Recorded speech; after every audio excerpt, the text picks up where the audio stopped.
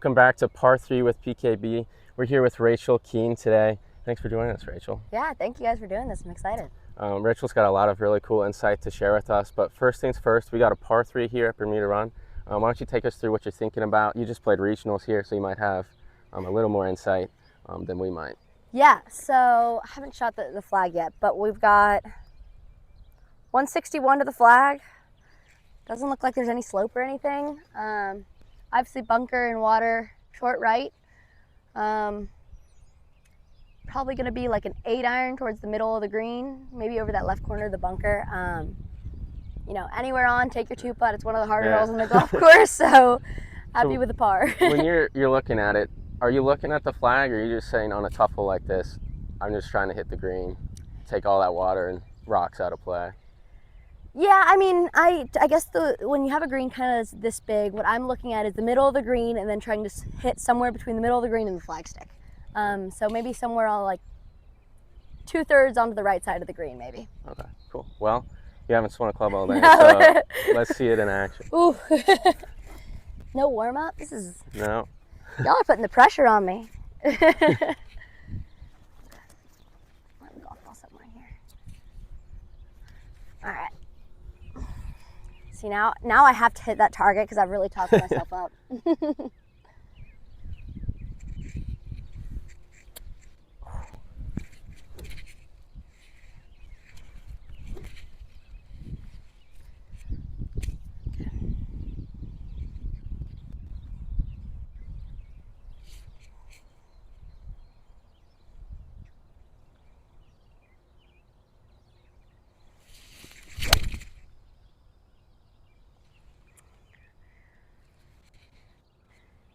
Be a little bit further left than I wanted to, but yeah, on the green. Yeah. Safe. Right. I'm all Not about bad that. for a first swing. So you just won regionals here. You got a lot of great accomplishments.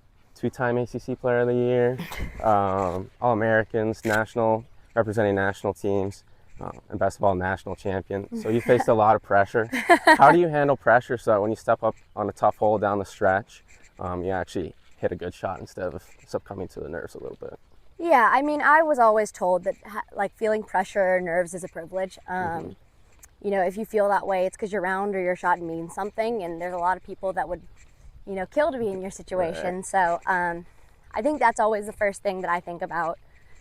And then as far as like handling that and dealing with it, I think what's really important is to remember that like you've put the work in and like you've hit whatever golf shot you're about to hit under pressure 1,000,000 times. So like trusting your preparation and trusting all the hard work that you've put into it, and just kind of relying on the confidence like that you have as a player, and you know, everything you've learned that's gotten you to that point, I think is just really important. So you were a great junior player. You won our invitational and had a lot of other great accomplishments as a junior. How does that prepare you for college to continue that success? And does it make it a little more difficult when you make that transition? Because now all of a sudden you're at the bottom of the totem pole again, and you know, you've got a lot of players with more experience and a few years on you. Yeah, I mean, I think it's really important, like as a junior golfer, a college golfer, or whatever, to like remember that every round and every tournament is just like a little bit more experience under your belt. So like, you know, whether you win or lose or play well or don't, like you can always learn something. And I think it's really important to like play different tournaments and like play some that you feel that you should win, some that you feel that, you know, if you finish top half in the field, that like that's a great finish for you. And you know, I think all of these factors can just kind of lead to like you developing confidence in like who you are as a player. And like at the end of the day, golf is like a funny game. So like you go up and like you have to believe that you can win every golf tournament that you play in. And that is really hard when you start a new chapter, whether that's college golf or high school golf or whatever.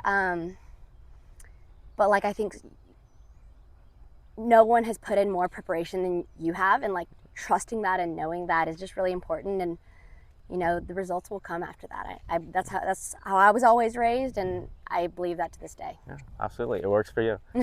So we're up here at the green.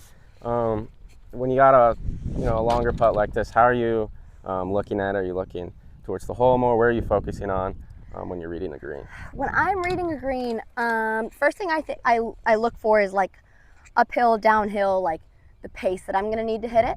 Mm-hmm. So this putt looks like it's, I need to fix my pitch mark. Like it looks like it's pretty flat, maybe a little uphill.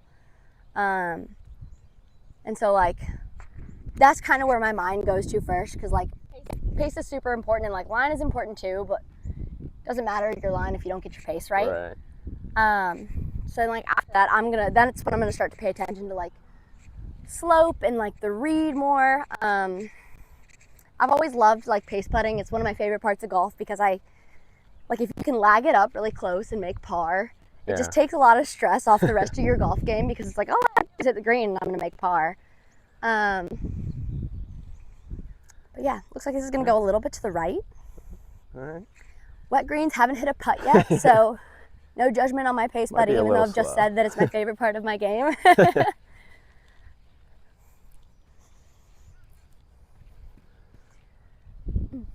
It is a nasty little hole location, isn't it? Yeah, that's a tough pin. 4 yards from the right edge, maybe? Whew.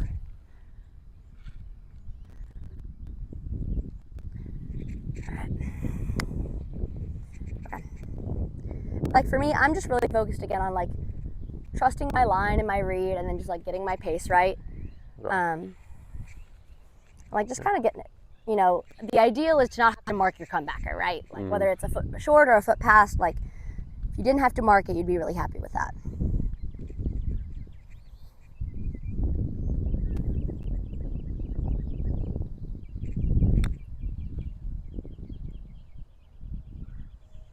Oh, the pace was right. I just talked about the read being important too, and didn't get that right, but Good speed. Got 50% of it there. That's the first part of the day. Yeah, this was all right. I'll be happy pretty with close. it. Do you like to pin in or out when you're putting? I prefer it out. I'm a little old school like that. I was raised in a family that all plays golf growing up, so mom always wanted the pin out, dad always wanted the pin out, so pin was always out. So when you got a short par putt like this, Right. do you, like you mentioned with that pressure, you just rely on, like, you've hit this putt hundreds of times on the practice green? Definitely. And like, unlike longer putts, what's more important here is your start line, right? So like you're making sure your read's right, and then you're hitting it where you were trying to. Because like pace is, it's just a 5-footer, right? Yeah. But yeah, I love to practice my putting. I love to practice short putting. I think it's super separating in a field, right? So like if you're gonna make all your short putts, like you're most likely going to play pretty well. So I think it's really important to practice, and I love practicing it.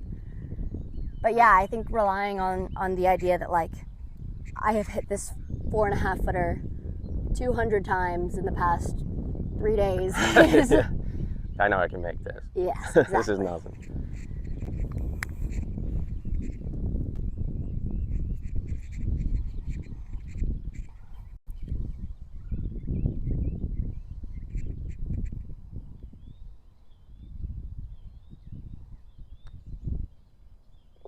Nice.